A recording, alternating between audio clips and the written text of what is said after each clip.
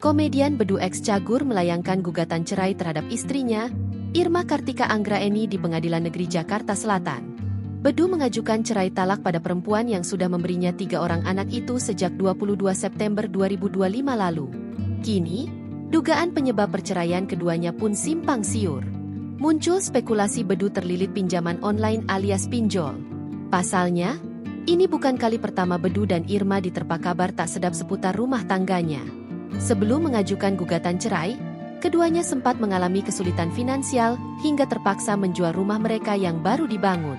Tepatnya pada 2023 silam, rumah Bedu akhirnya terjual dengan harga 5,5 miliar rupiah. Santer tersiar kabar, Bedu kala itu terlibat pinjol sehingga harus menjual rumah yang dibangun dengan model American Style itu. Menanggapi tudingan itu, mantan caleg fraksi Gerindra itu membantah.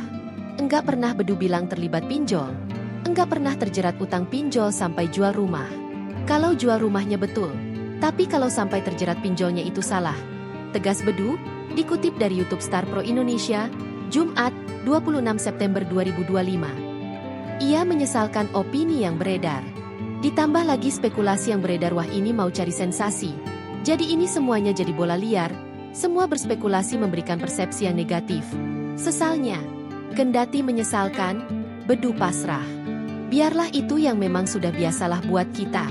Silakan saja menilai negatif gitu. Yang penting saya tidak berbuat sesuatu yang negatif, tegasnya. Pemilik nama asli Harabdu Thohar ini membenarkan dirinya memang pernah terlibat pinjol. Namun, nominalnya hanya 4 juta rupiah saja. Bedu mengaku memakai pinjol hanya karena iseng. Dirinya berdalih mengetahui konsekuensi memakai pinjol. Terkait penyebab perceraiannya, Bedu hanya menyiratkan adanya hal buruk yang terus terulang. Anak-anaknya pun telah diberitahu perihal situasi kedua orang tuanya yang tak lagi bisa bersama. Download Tribun X sekarang, menghadirkan lokal menjadi Indonesia.